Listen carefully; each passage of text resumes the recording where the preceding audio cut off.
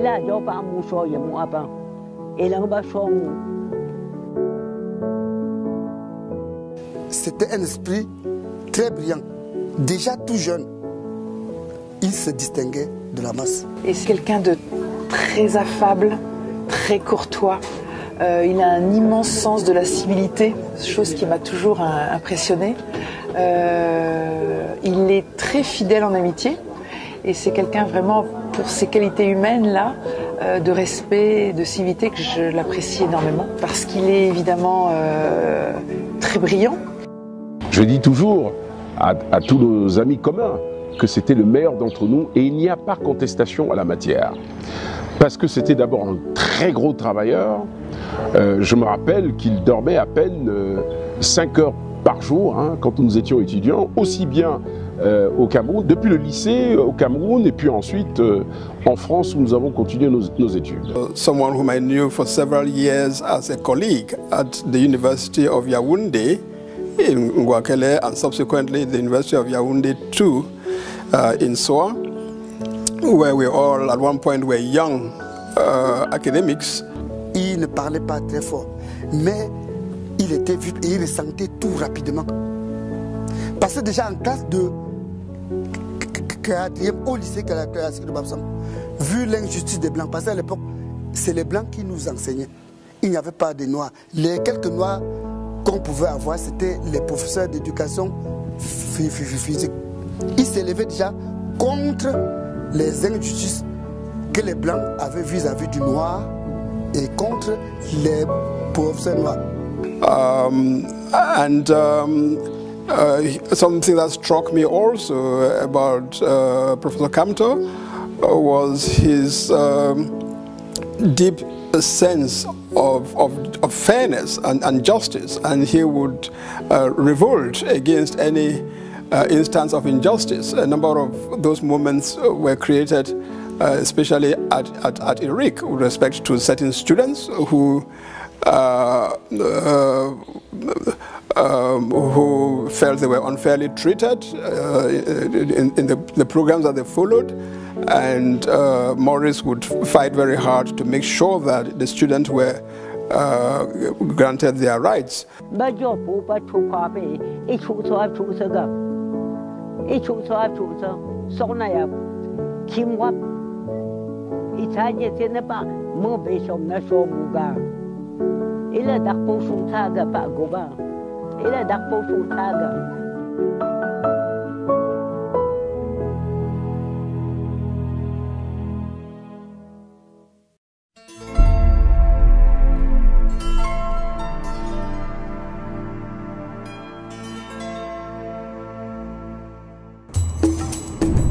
Samuel Wanko, âgé de 32 ans, est député et architecte.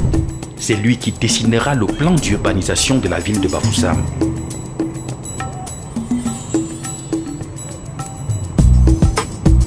Il sera assassiné alors qu'il s'opposait à la loi cadre de fer sur l'indigénisation.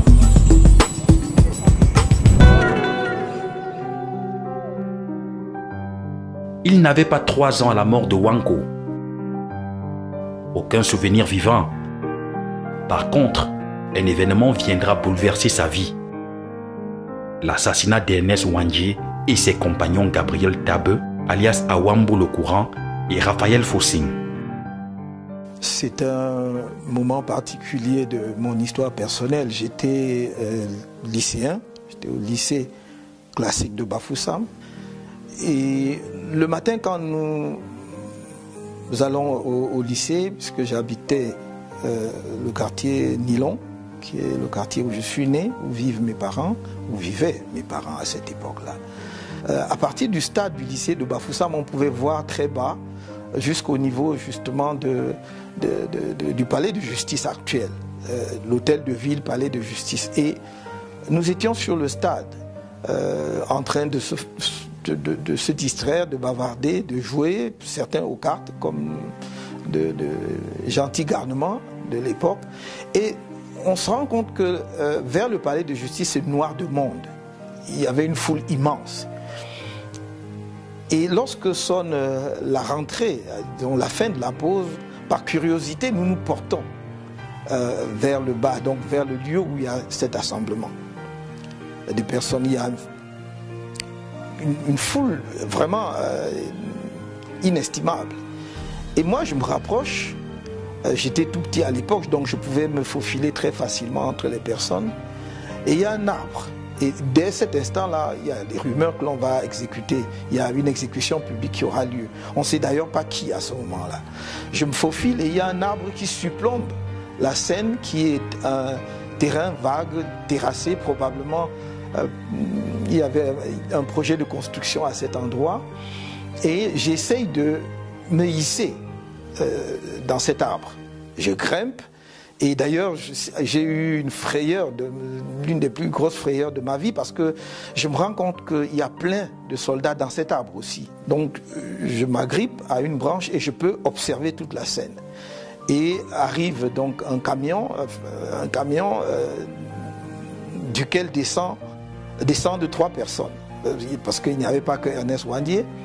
Les noms, nous les saurons après, parce que je ne les connaissais pas à ce moment-là, mais tout le monde pouvait identifier Ouandié comme étant le leader par sa statue. Il était grand, il portait des vêtements noirs et il avait avec lui son baluchon. Il était pieds nus.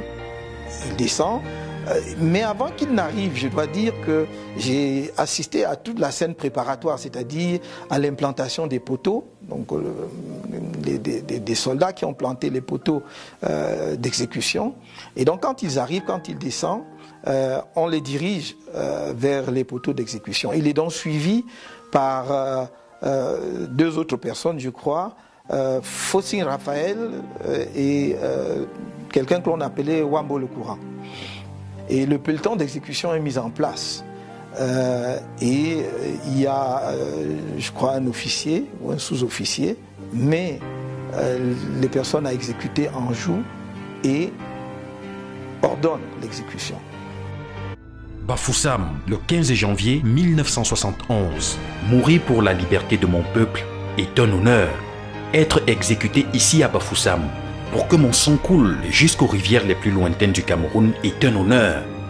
Après moi, d'autres continueront le combat, et ce jusqu'à la victoire finale, avant de conclure en chantant que vive le Cameroun à jamais libre.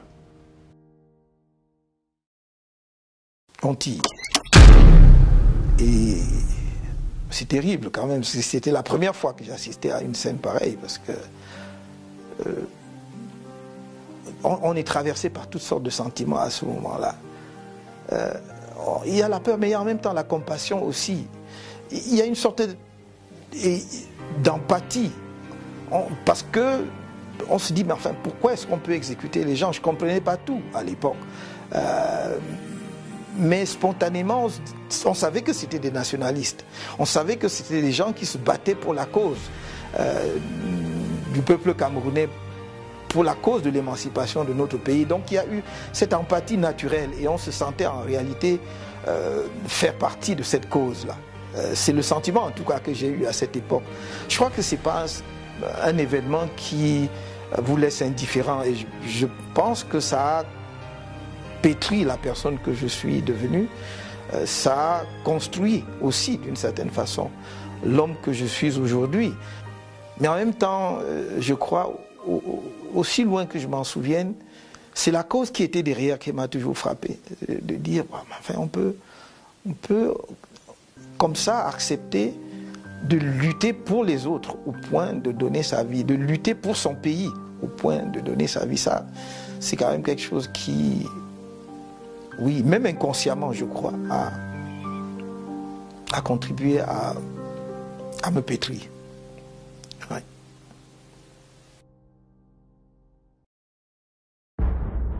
Nous sommes dans la région ouest du Cameroun, précisément dans la ville de Bafoussam, chef-lieu du département de la Mifi.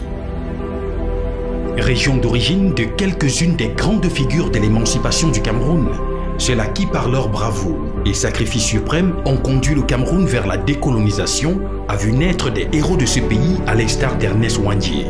Il faut remonter au moins jusqu'à Douala Mangabel, Ngosso Dine et Martin Poussamba pour retracer cette grande lignée des figures marquantes de la lutte pour l'émancipation de notre peuple.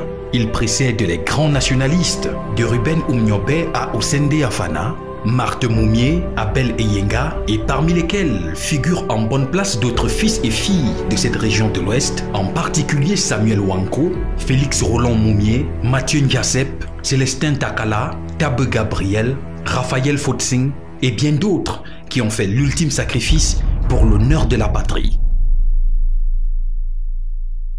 Lorsque nous parlons des grandes figures de l'histoire politique de notre pays, ceux que je considère comme d'authentiques héros,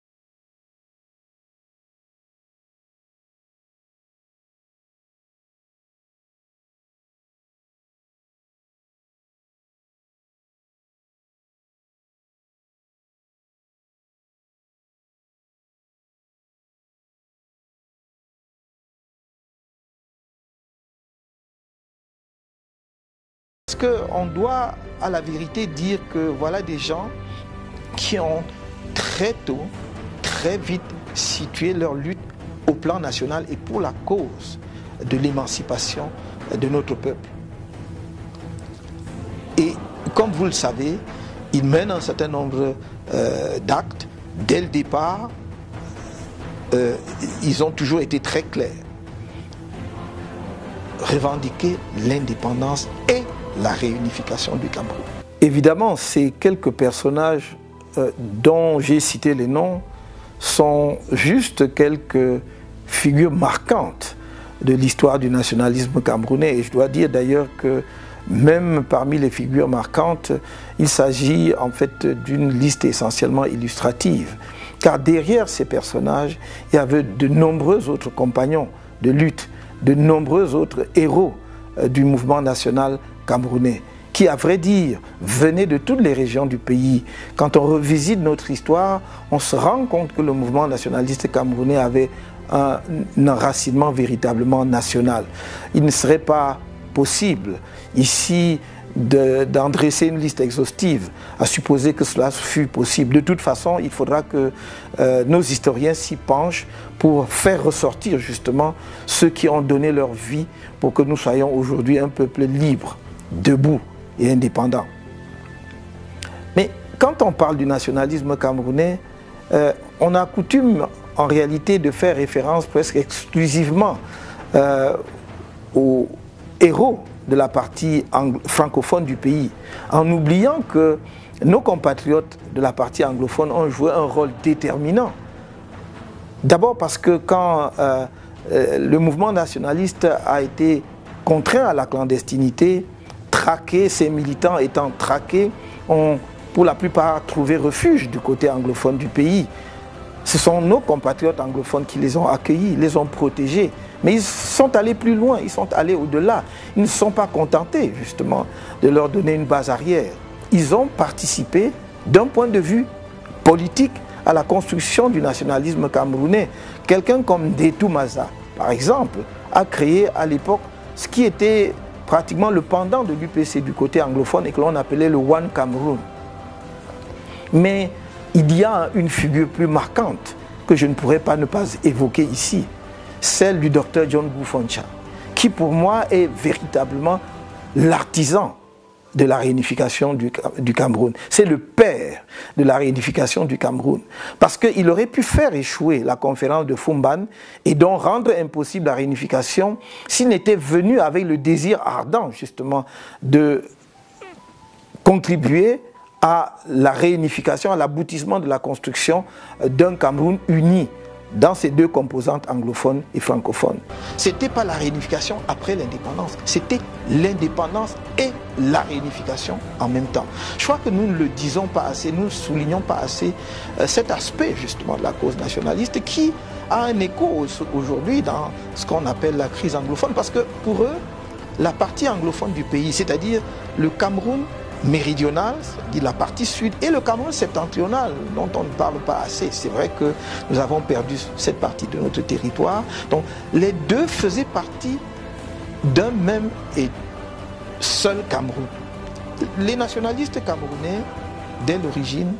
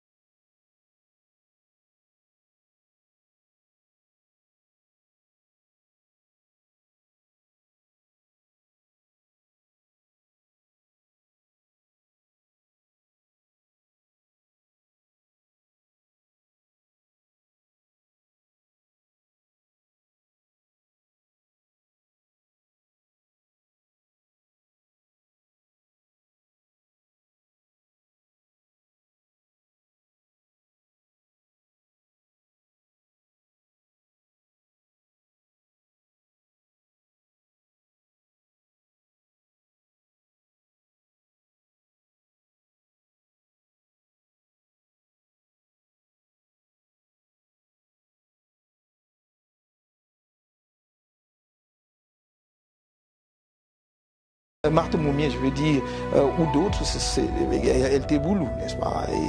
Et je revois encore son image lorsque elle se rend à Genève parce que son mari est victime d'empoisonnement avec une dignité extraordinaire.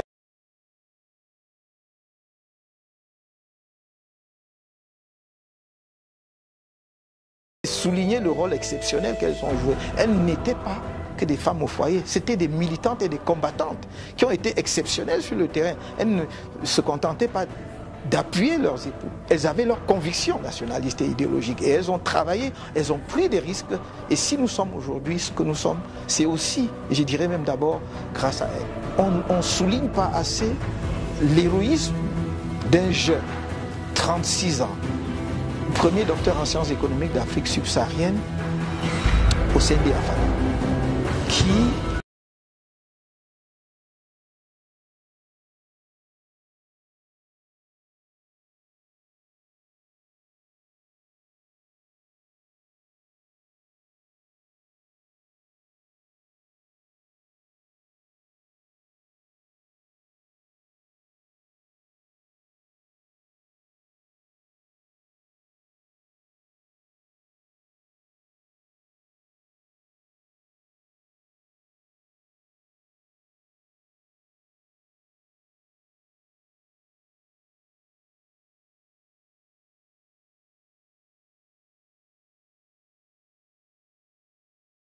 mort. L'héroïsme, c'est dans ceux qui continuent effectivement à travailler pour que notre pays avance en prenant des risques de toutes sortes. Et je pense que le nationalisme camerounais va au-delà de ce que on peut dire des uns et des autres. C'est quelque chose de presque diffus. Chacun de nous, inconsciemment, sans que les parents même ne lui en parlent, presque né avec ça. C'est un peu comme si c'était génétique chez les Camerounais. Vous verrez, vous avez sans doute pu constater que dans nos écoles, on n'enseigne pas cela. Et pourtant, chacun de nous, quelque part, connaît le nationalisme camerounais et porte en lui une part de ce nationalisme. C'est une spécificité camerounaise, c'est une cause nationale dont personne ne peut revendiquer le monopole. Et je me réjouis que de nombreux Camerounais de toutes les régions du pays portent en eux cette cause.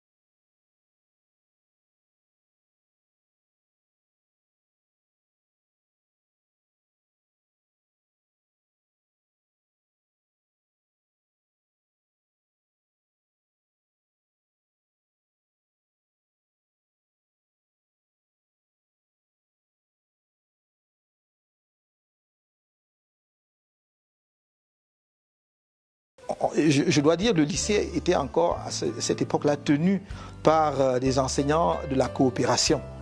Donc c'était des Français, en très grande partie. Hein. Il y avait très peu de professeurs camerounais à l'époque. Je me souviens qu'on avait un professeur de mathématiques qui était camerounais et c'est presque tout. Et donc j'ai fait le lycée Jos de Douala, ensuite la première et terminale au lycée Jos, où j'ai eu mon baccalauréat au lycée Jos. J'ai eu mon BEPC au lycée classique de Bafoussam, mais mon baccalauréat au lycée Jos. Maurice Kamto était un élève, un camarade qu'on ne peut pas oublier. Nous sommes à deux là-bas à Ezeka. Il y a Momnougui Jacques et moi qui étions dans la même classe que lui.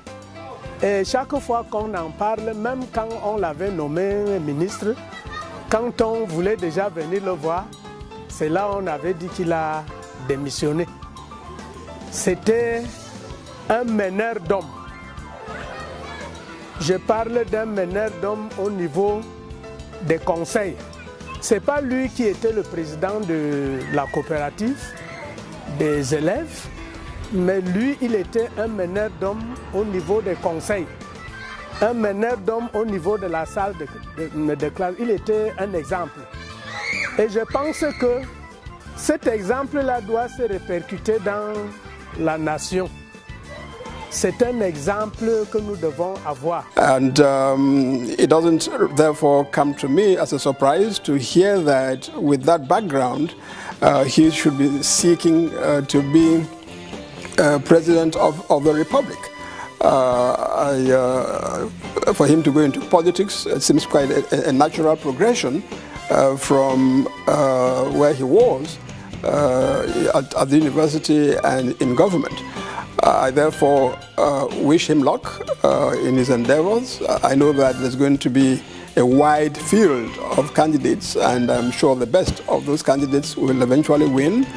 But I also want to say that the nation owes Professor Kamto a great deal when we think of his contribution in the legal team that argued the case for Cameroon before the International Court of Justice. And considering that at first the powers that be tried to exclude him from that team. Nous l'avons jamais vu au sein du lycée discuter avec son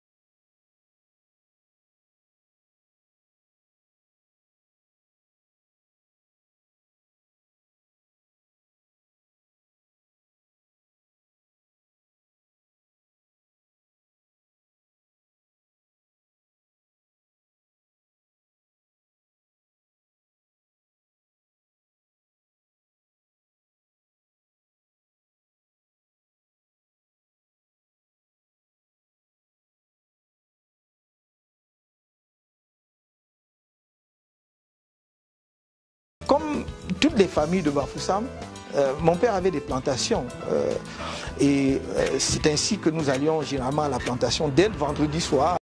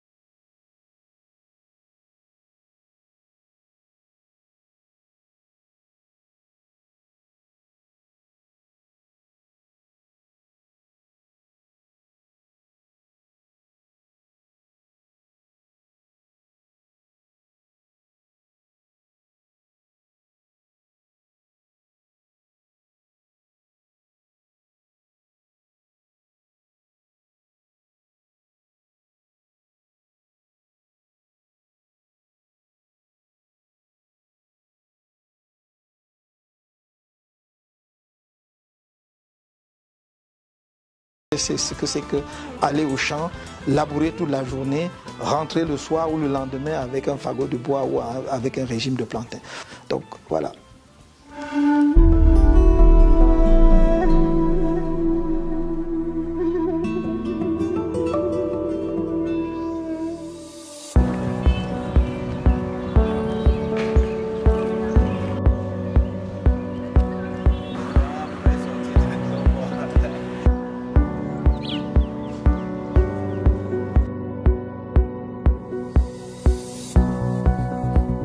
Mon parcours universitaire commence à l'université de Yaoundé, qui était encore la seule université du pays à ce moment-là. Donc nous avons fait ce qu'on appelait à l'époque la licence en 4 ans. Et c'était d'ailleurs généralement une licence droit et sciences économiques. Mais j'ai fait l'option droit public et j'ai obtenu ma licence avec une mention bien. Nous étions 3, donc un autre Camerounais, Jean-Dieudonné Tchama, qui est devenu plus tard diplomate, et un autre camarade qui était nigérien du Niger. Eh bien, Maurice a la foi en la modification, en un avenir meilleur pour ce pays.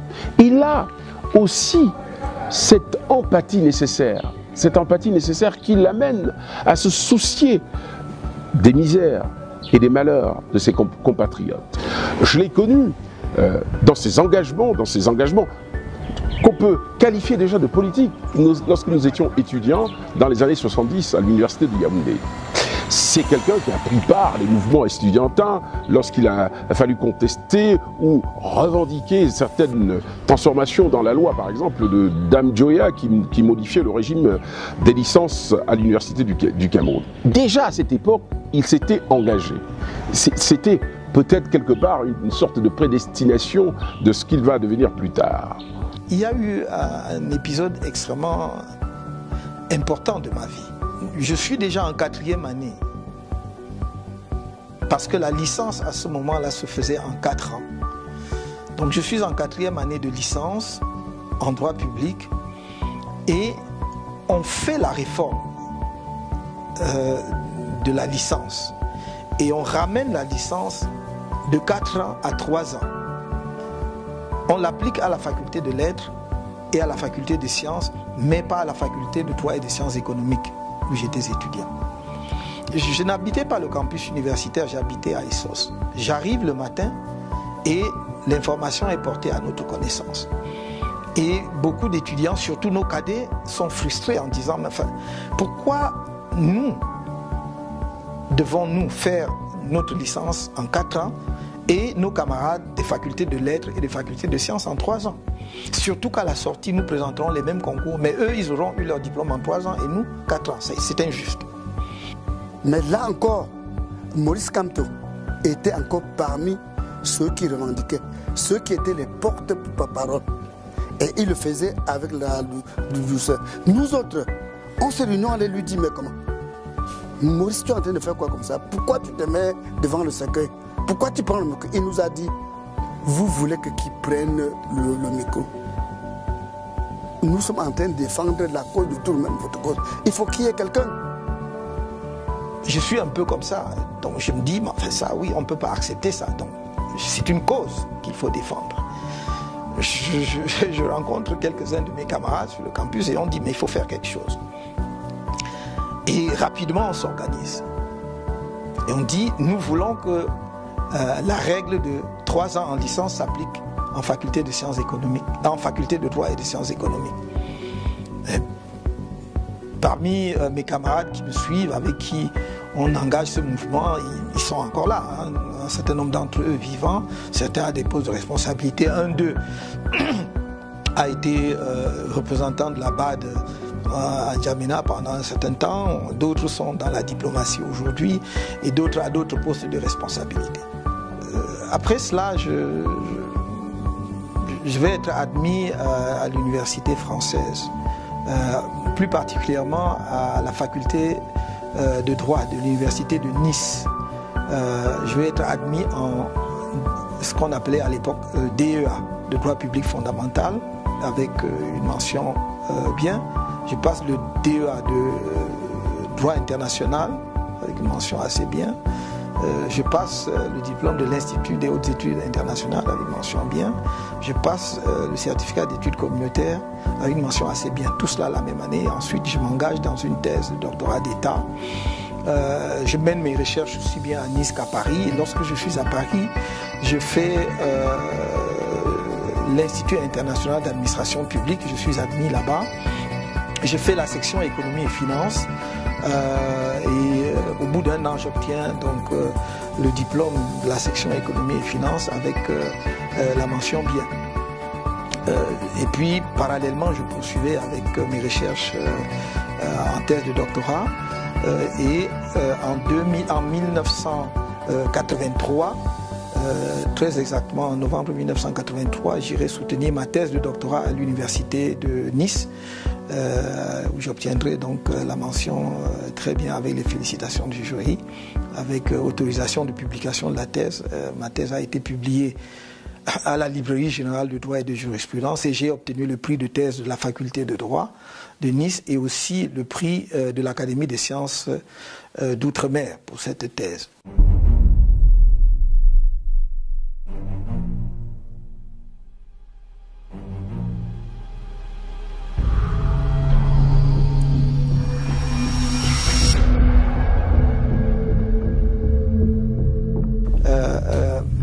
Hubert Monondiana écrit un livre qui s'intitule « L'idée sociale chez Paul Biya ». J'avais déjà à cette époque-là l'habitude d'écrire dans les journaux. Et je pense qu'il avait sans doute lu quelques papiers de moi qu'il avait probablement apprécié, sinon sur le fond, au moins sur la forme. Donc je me retrouve à la chancellerie de l'université de Yaoundé, qui était encore la seule université du pays. Et il m'interpelle et il me dit, mais est-ce que, on se croise, donc il me dit, est-ce que vous pouvez rendre compte de mon ouvrage, l'idée sociale chez Paul Biya? J'ai dit volontiers. Peut-être croyait-il que j'étais journaliste d'ailleurs. Et j'accepte de le faire et je lui dis, à condition que j'ai la liberté de dire vraiment ce que j'en pense. Il dit, pas de problème. Je vais lire l'ouvrage et plus je lis, plus je suis abasourdi. Non seulement l'ouvrage vantait les mérites de l'action sociale, ou plutôt de l'idée sociale du président de la République avant la moindre réalisation. Mais l'ouvrage avait un passage qui m'a fait froid dans le dos, où il disait, je cite de mémoire, « Préserver les appareils répressifs de l'ancien régime pour les retourner contre tous ceux que l'on soupçonne d'être contre le renouveau. » Et là, lisant cela, d'un enseignant d'université, philosophe de surcroît, j'étais catastrophé parce que je suis d'une génération qui, alors que nous étions étudiants, suivions les crimes de Pol Pot au Cambodge. Les Khmers rouges ont tué plus de 3 millions de Cambodgiens parce qu'on les soupçonnait d'être contre le communisme. On les soupçonnait d'activités anticommunistes. Et voir que, après l'avènement du nouveau président de la République, seulement 2 ou 3 ans après, un universitaire camerounais défend une telle idée me paraissait quelque chose non seulement d'inimaginable mais d'insupportable. Donc je fais mon compte rendu qui est publié en plusieurs temps dans le journal Le Messager. Dès cette époque, nous étions de ceux qui pensaient qu'il fallait tirer vers l'avant le train de la démocratie. Et quand je lis dans l'ouvrage d'un enseignant d'université qu'il faut préserver justement les appareils répressifs pour les retourner contre ce que l'on soupçonne d'être contre le renouveau, je dis c'est là on est en train d'emprunter la mauvaise pente. Et donc quand mon commentaire de son ouvrage, pareil, il n'est pas du tout content. Je ne sais pas comment ça se passe. Sans doute travaillait-il avec les services de renseignement camerounais qu'on appelait la DIRDOC à l'époque, qui est aujourd'hui la DGRE. je suis dans la résidence, la maison que je partageais avec certains de mes copains. À l'époque, nous étions encore célibataires, donc on avait un immeuble à la SIC qu'un de mes amis qui était assureur aussi louait et qu'on partageait. Il y avait plusieurs chambres. Je suis donc dans cette maison un vendredi soir quand un agent de l'IRIC, puisque j'enseignais à l'Institut des Relations Internationales du Cameroun, arrive accompagné de 2 personnes. Et ces personnes s'introduisent, enfin on les introduit dans la maison et ces personnes se présentent de façon très courtoise, très polie. Ils me disent, le grand patron veut vous voir. Ah. Moi, je dis, le chancelier, parce que pour moi, le grand patron, pour moi, ne pouvait être que le chancelier, parce que mon patron, c'était le directeur de l'IRIC, et au-dessus de lui, il y avait le chancelier, donc je ne pouvais pas voir plus loin. Il me dit, non, non, non, le président de la République. Je tombe des nues, comme vous pouvez imaginer. Moi, le président de la République veut me voir, il me connaît, enfin...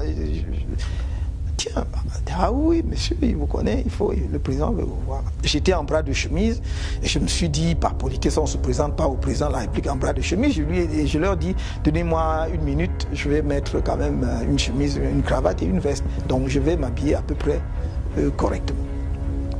Ils me prennent et je me rends compte que au lieu de se diriger vers le palais, on se dirige vers le lac. Et je leur dis, mais enfin, où est-ce qu'on va exactement? Et là, la politesse, la courtoisie dont ils faisaient preuve jusque-là disparaît. Et ils deviennent menaçants, presque insultants. Ah oui, monsieur, pour qui vous prenez-vous? Voilà, hein, vous écrivez des choses et vous insultez le président de la République et tout. Donc, ils m'amènent à ce qui est aujourd'hui la DGRE. Parce que je crois que ça devait être à l'époque le DIRDOC, comme on l'appelait. Donc, enfin, je vous passe les détails parce que c'était long quand même. On m'a interrogé très longuement. Et à la fin, on me dit, attendez, donc on me fait attendre à côté. Et quelqu'un me reprend dans la voiture et on m'amène donc à la BMM. Quand j'arrive, le commissaire m'accueille, il m'interroge. Il dit, comme ça, vous passez votre temps à écrire, hein, à écrire et à tenir des propos...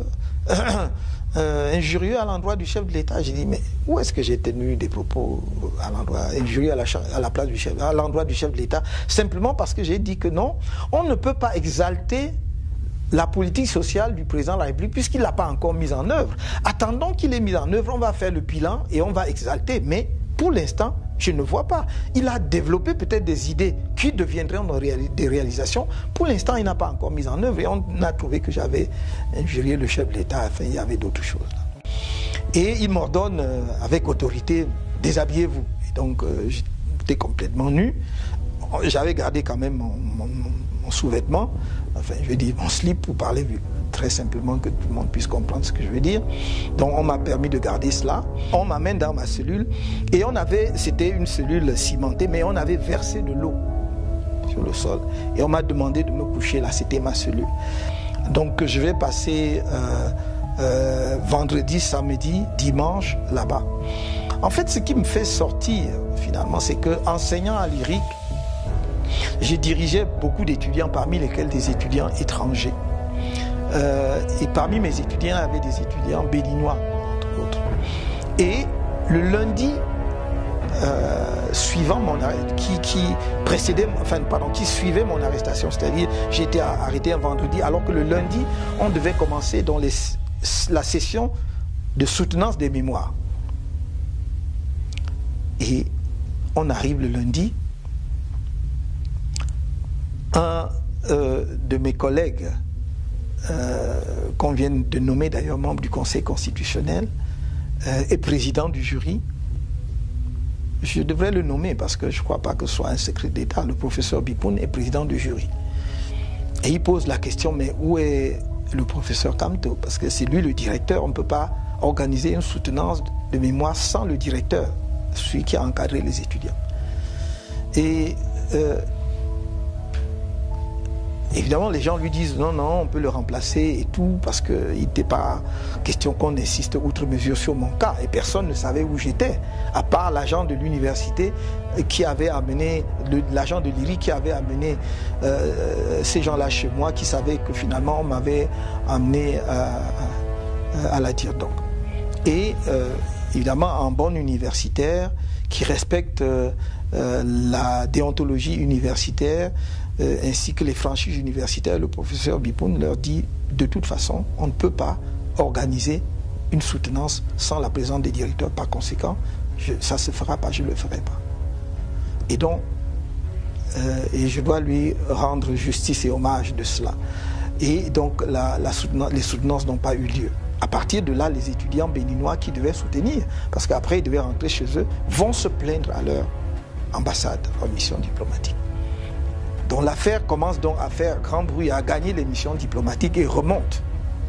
Donc c'est comme cela que l'on, pour ne pas que ça prenne d'autres proportions, que l'on ordonne ma libération. Donc je suis libéré et je peux donc à partir de, je crois, mardi ou mercredi, prendre part aux soutenances de mémoire à l'IRIC pour libérer les étudiants.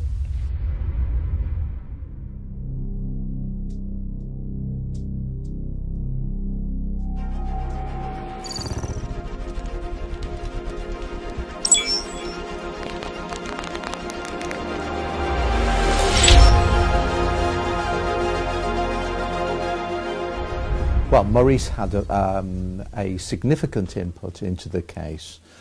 He was one of the lawyers. There were a number of lawyers, Anglophone and Francophone lawyers, who dealt with the case, and Maurice was one of the group.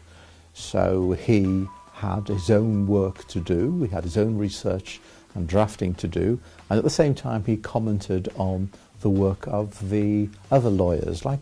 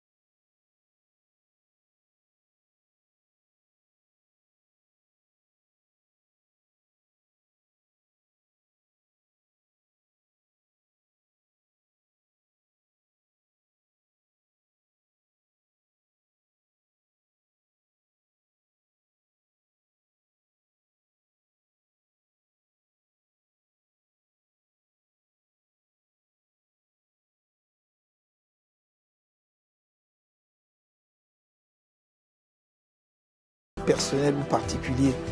Et c'est pour cela que je n'ai jamais mis ce que nous avons fait dans l'affaire Bakassi en avant, que ce soit pour prétendre à un traitement particulier dans le cadre national ou international, encore moins dans le champ politique. Mais je peux dire brièvement quelques mots sur comment je suis arrivé. Je suis à l'amphithéâtre à l'université de Douala en 1994, lorsque le doyen me fait appeler en me disant qu'il y a un appel de Yaoundé et que l'on voudrait me parler. J'y vais et c'est le ministre des Affaires étrangères de l'époque, le ministre d'État Ferdinand Oyono, qui me parle et me dit les raisons pour lesquelles il voudrait me voir. Donc on convient d'un rendez-vous. Je passe les détails parce que je crois que je n'ai pas tellement envie de rentrer dans les détails. Donc je vais au rendez-vous après avoir achevé mon cours à Douala et il me reçoit dans son cabinet ici au ministère des Affaires étrangères et donc m'informe de ce que le président de la République a demandé si je peux m'occuper de la procédure que le Cameroun veut engager dans le cadre donc, de cette affaire. Je dois dire une chose parce que je ne peux pas ne pas dire celle-là. Il me dit très clairement, on sait que vous n'êtes pas avec nous, que vous ne partagez pas, disons, les mêmes vues politiques que nous, mais c'est une affaire de l'État. Et je lui ai répondu, en effet, monsieur le ministre, c'est une affaire de la nation. Et dans cette affaire, je me considère comme un soldat. Et il n'y a pas à mettre en avant des considérations idéologiques, politiques ou quoi que ce soit. Donc, je suis au service de la nation, je suis disponible à tout moment. Et donc, il me dit donc, allez travailler, allez me préparer voilà, la requête et tout ça. Donc, je vais le faire. Et bon, le reste, je ne vais pas rentrer dedans. Donc, c'est par le ministre Ferdinand Oyono que j'entre dans le dossier. Voilà, pour faire bref. Parce qu'il y a beaucoup d'épisodes impliquant beaucoup de personnes, des péripéties. Je crois que je ne vais pas en parler. Je n'ai pas envie d'en parler. Et voilà, j'ai toujours dit qu'il y a des choses dont je ne parlerai jamais, même pas dans mes mémoires.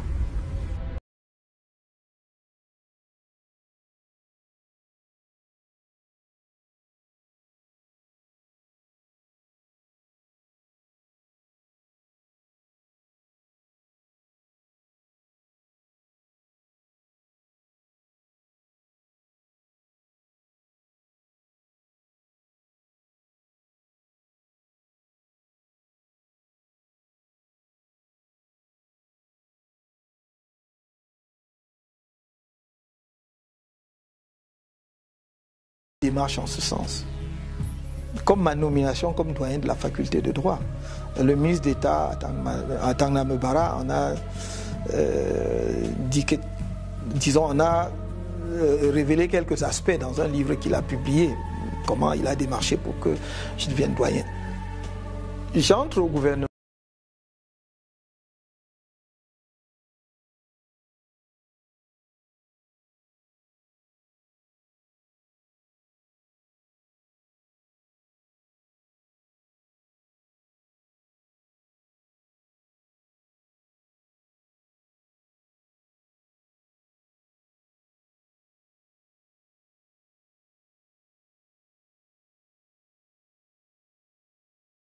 Et il apparaît manifestement, à mes yeux en tout cas, que c'était étroitement lié justement à l'affaire Bakassi.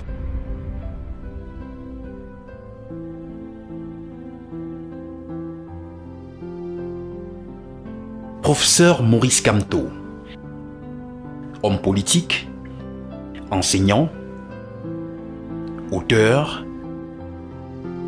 père. L'homme a plusieurs casquettes et sous chacune d'elles, il donne le meilleur de lui.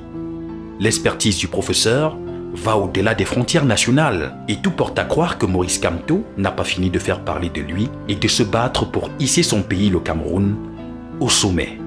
Maurice Kamto was a member of the commission, but he was also the chairman of the commission 1 year, and he was an excellent chairman who kept good order in a very pleasant way. His topic in particular was a human rights topic about the expulsion of aliens, the expulsion of foreigners, and how if foreigners were expelled it has to be done in accordance with human rights. So we worked together closely on that topic, but on many other topics on the International Law Commission. All questions of public international law. J'ai eu d'ailleurs à pratiquer comme avocat devant les tribunaux camerounais 2 fois. La première fois, c'était dans un dossier dans lequel j'étais l'État, pour défendre les intérêts de l'État, dans lequel j'étais avec Maître Monguetine. Et on n'a pas eu à plaider vraiment, donc, mais on s'est présenté devant la barre. Il a pris brièvement la parole après justement m'avoir présenté comme la courtoisie le veut au président de la cour d'appel. Et puis donc, dès lors que j'étais domicilié à son cabinet, j'ai pu participer à cette procédure. Et la deuxième fois, c'est récemment, lorsque j'ai mis ma toge dans l'affaire survenue à la suite de la crise anglophone et donc des leaders anglophones qui étaient arrêtés et détenus pour, entre autres, chefs d'accusation, n'est-ce pas, de terrorisme. Voilà pour ce qui est de ma pratique du barreau.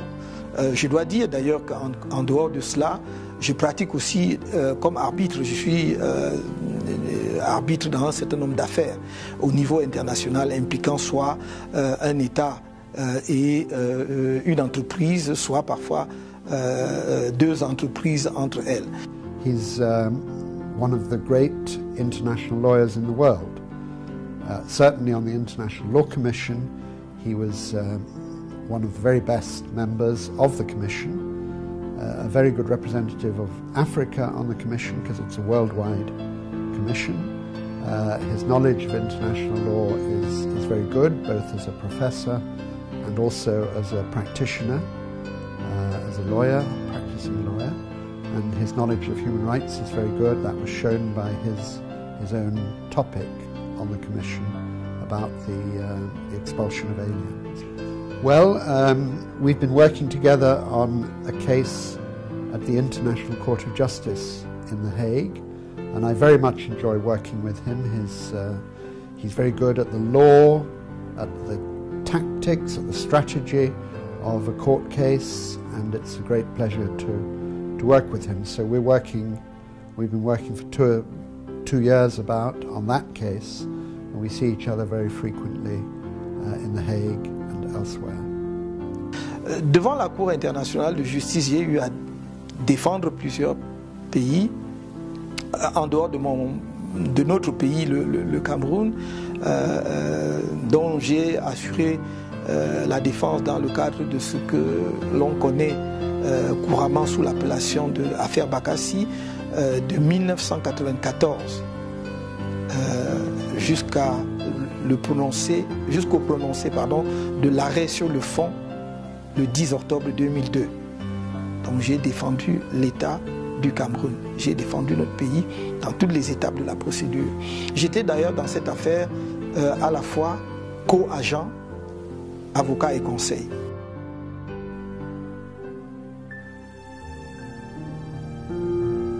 Ses proches collaborateurs sont d'avis unanimes sur la rigueur, la constance et la détermination qui caractérisent sa méthode de travail et le charisme qu'insuffle le personnage.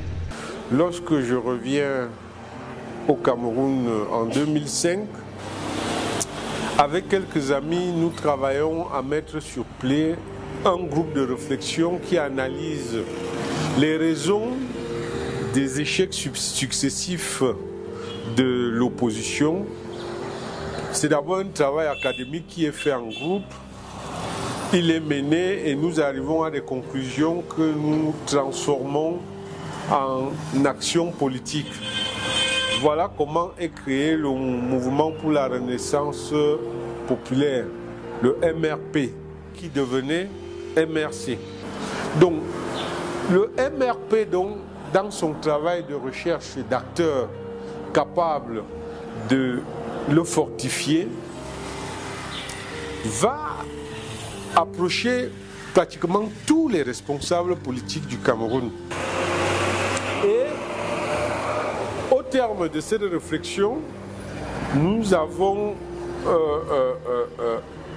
appris avec beaucoup de joie que le ministre délégué, le professeur Kamto, avait démissionné de sa charge publique et entendait faire de la politique. Nous avons été le rencontrer. Je dois dire que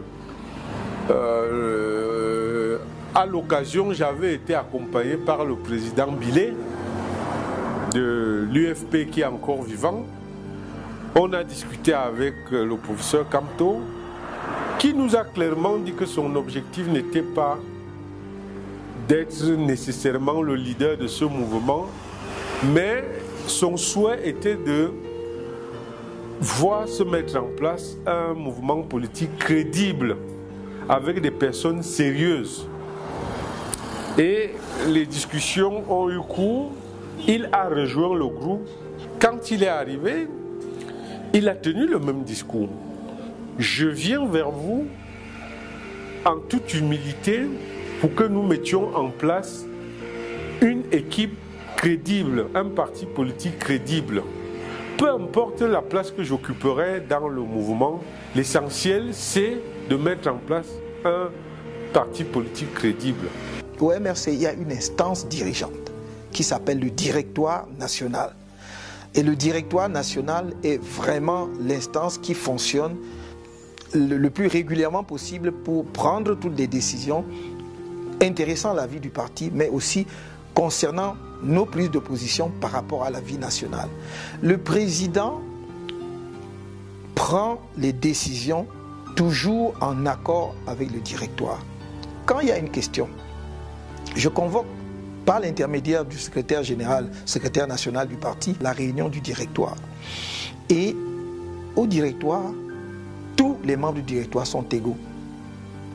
Donc, je pose le problème et je demande aux gens de s'exprimer, c'est-à-dire aux membres du directoire de s'exprimer sur la question. Et il faut dire que le professeur Kamto et le MRC ont toujours dit, et c'est un leitmotiv qui ne changera jamais, que ce parti et l'homme Kamto sont des républicains qui respectent à ce titre les autorités, les institutions républicaines qui sont mises en place, et au-delà de ces autorités, les personnes qui les représentent et qui les incarnent. C'est pour le MRC et pour M. Kamto une posture naturelle.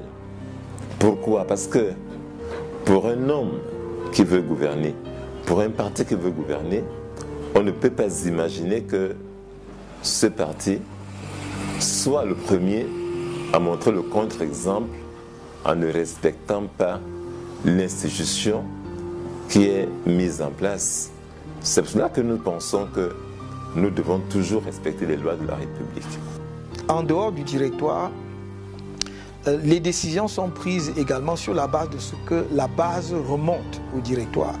Lorsque nous examinons une question, nous nous assurons que si ça concerne une région, que la région concernée, effectivement, nous a donné sa position sur la question avant de prendre la décision. Enfin, je dirais que le directoire reflète la diversité du Cameroun. J'ai toujours dit aux gens qui voulaient ramener le parti à je ne sais quoi, que regardez bien le directoire dans sa composition. Les gens peuvent ergoter. Nous avons travaillé des nuits et des nuits pour parvenir à cette représentation et à cette représentativité des différentes régions du pays. Le premier vice-président est de l'extrême nord. Le deuxième vice-président est du centre. Le troisième vice-président est du littoral. Le quatrième vice-président est du sud-ouest. Le cinquième vice-président ou la cinquième est du nord. Le secrétaire général est du nord-ouest. Le trésorier national est de l'ouest. Voilà les membres du directoire qui sont élus d'ailleurs. Ils ne sont pas nommés par le président national. Ils sont élus par la convention du parti. Par exemple, sur une question sur laquelle je l'ai toujours entendu parler, la question du tribalisme. Maurice Kamto dit qu'il ne comprend pas que des gens aient un tant soit peu quelque chose de tribal dans leur tête. Il est absolument opposé au tribalisme. Il dit qu'aujourd'hui, le monde a évolué et que le combat des jeunes Camerounais et des Camerounais, c'est d'être en mesure de concurrencer les jeunes Japonais, les jeunes Chinois, de montrer qu'ils peuvent faire face aux défis du monde actuel. Ce n'est pas de créer des divisions entre les Camerounais, ce n'est pas de dire que telle et telle tribu est telle d'une autre tribu. Cet homme ne vous demande jamais d'où vous venez quand il vous rencontre. Ce qui importe pour lui, c'est votre capacité à comprendre l'orientation qu'il donne. C'est votre capacité à défendre le Cameroun et accepter les principes qui sont ceux de la République. Pour lui, c'est ça qui est important. Et une autre fois, il avait découvert que sur les casquettes que des jeunes de Douala ont fait, les casquettes du MRC, ils ont mis sa photo sur les casquettes, mais il était absolument horrifié. Il leur a dit non, je n'ai pas besoin qu'on mette ma photo ni sur les tricots, ni sur le pagne, ni encore moins sur les casquettes du MRC. Je ne suis qu'un simple serviteur de ce parti. Je suis là pour un temps. un autre viendra avant. Et ce qu'il faut mettre en avant, ce n'est pas la personne de Maurice Kamto, c'est d'abord le parti politique et les idées, la vision que ce parti présente aux Camerounais. Il est comme ça. Et c'est ce qui fait que, par cette humilité, il a un grand respect des hommes, jusqu'aux enfants. Il considère qu'un être humain est égal à un autre et que son action politique à lui, c'est de se demander qu'est-ce qu'il fait pour que demain, le Camerounais, la Camerounaise puisse vivre décemment et normalement dans son pays. Ça, c'est Maurice Kamto. Et souvent, je lui disais au début, mais professeur, vantez-vous un peu quand même. Un homme politique, il doit pouvoir dire des choses, se vanter un peu. Mais non, ce n'est pas lui. C'est quelqu'un qui laisse toujours de côté les titres qu'il a pu avoir, qui laisse de côté les fonctions qu'il a occupées pour simplement être un homme simple, un homme comme les autres.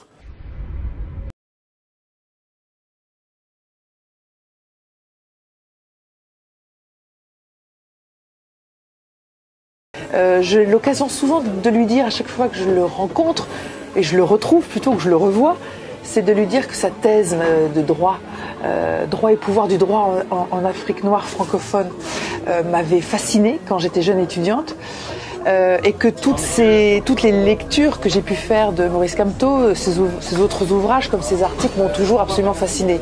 Il a une plume magnifique, il a une pensée originale, très très précise, ce qui est nécessaire quand on est un juriste. Donc il a eu une carrière absolument exceptionnelle que tout internationaliste aimerait avoir, c'est-à-dire qu'il est un grand universitaire et il a aussi utilisé ses grandes compétences universitaires en droit international pour plaider devant la Cour internationale de justice, pour faire partie de la Commission du droit international, qui est une instance très très importante au sein des Nations Unies, qui a pour objet de codifier le droit international. Donc ces compétences ont été reconnues à l'échelle internationale parce qu'il a intégré de multiples instances internationales. Il plaide et il a pu défendre le Cameroun devant la Cour internationale de justice, mais aussi d'autres États. Donc l'unanimité est claire s'agissant de ses compétences à l'échelle du droit international, et puis à l'échelle de chacun de ses collègues, on peut apprécier ses immenses qualités d'enseignant et de chercheur quand on le lit.